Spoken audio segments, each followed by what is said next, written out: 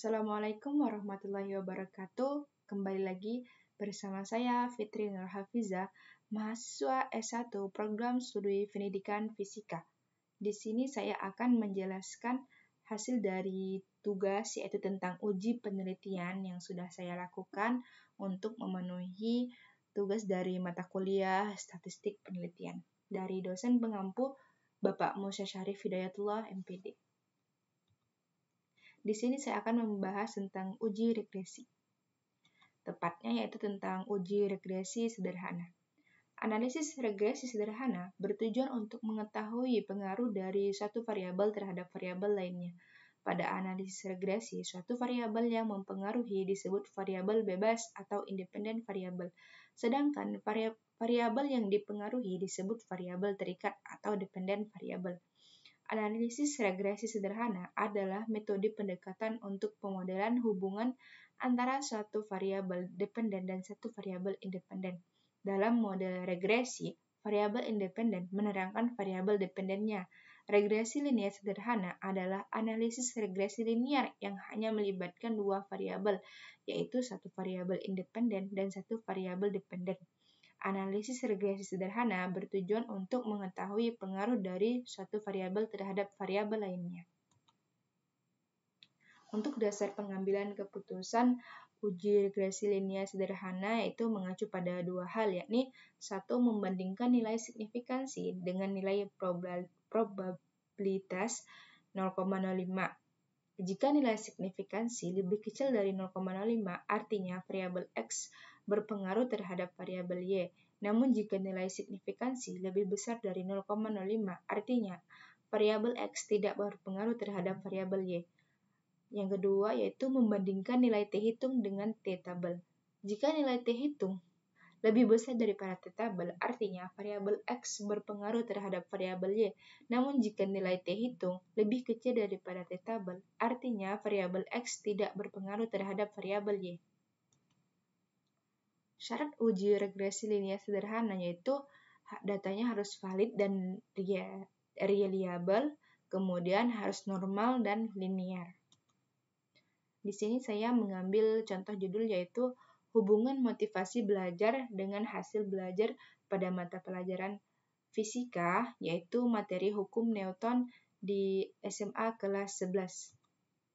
Dengan rumusan masalah, apakah ada hubungan motivasi belajar dengan hasil belajar mata pelajaran fisika materi hukum Newton di SMA kelas 11? Untuk hipotesisnya yaitu H0, HO tidak ada hubungan motivasi belajar dengan hasil belajar mata pelajaran fisika materi hukum Newton di SMA kelas 11. Kemudian HA-nya ada hubungan motivasi belajar dengan hasil belajar mata pelajaran fisika materi hukum Newton di SMA kelas 11. Nah, untuk uji prasyaratnya yaitu ada uji normalitas dan uji homogenitas. Langsung saja kita ke SPSS ya.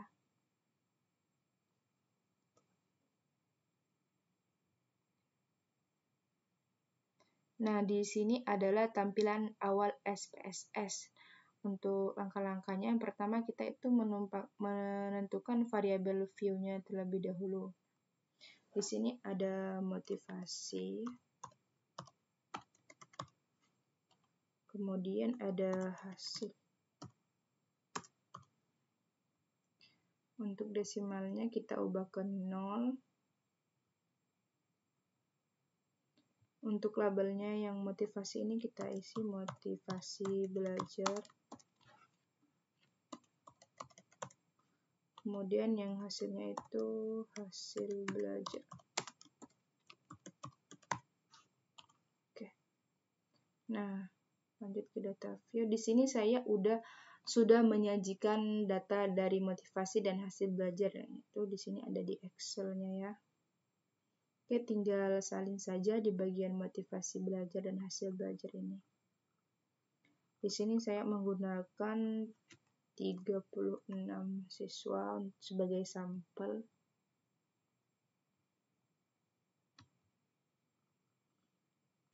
Tinggal paste saja ya. Oke, udah, ini adalah data-data dari siswanya. kemudian langsung saja kita klik Analyze,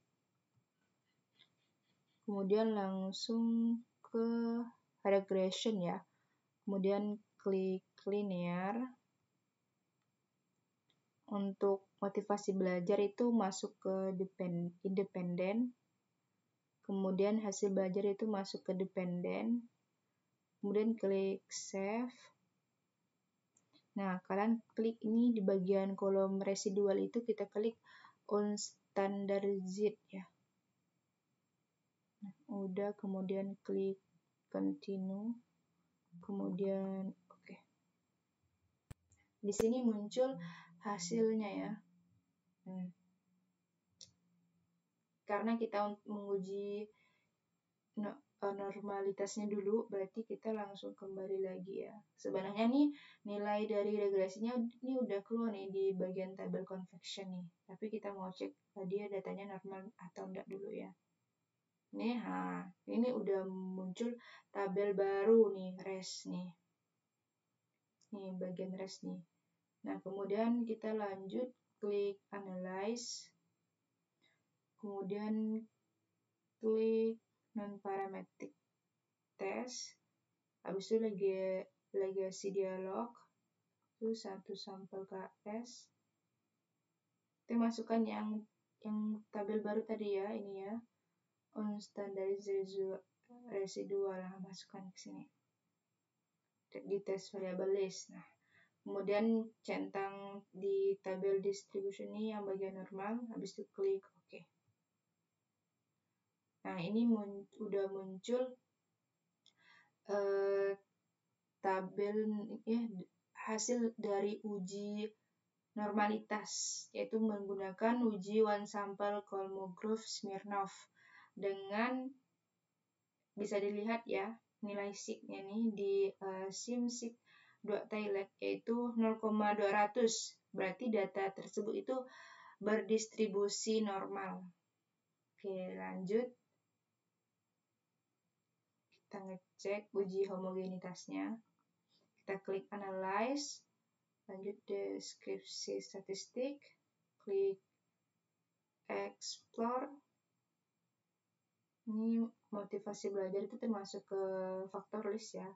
Hasil belajar kita masuk ke dependent list, bisa klik option.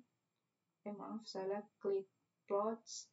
Habis itu kita klik power estimation. Habis itu kita klik continue. Klik OK. Kita tunggu dulu hasilnya.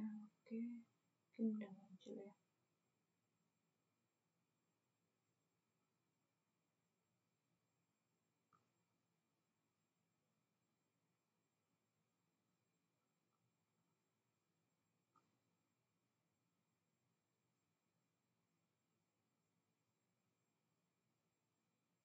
Karena belum muncul, kita coba cek pakai cara lain lagi ya. Kita klik compare means, habis itu kita klik one way ANOVA. Nah, untuk motivasi belajarnya kita masukkan ke faktor. Untuk hasil belajarnya masukkan ke dependent list.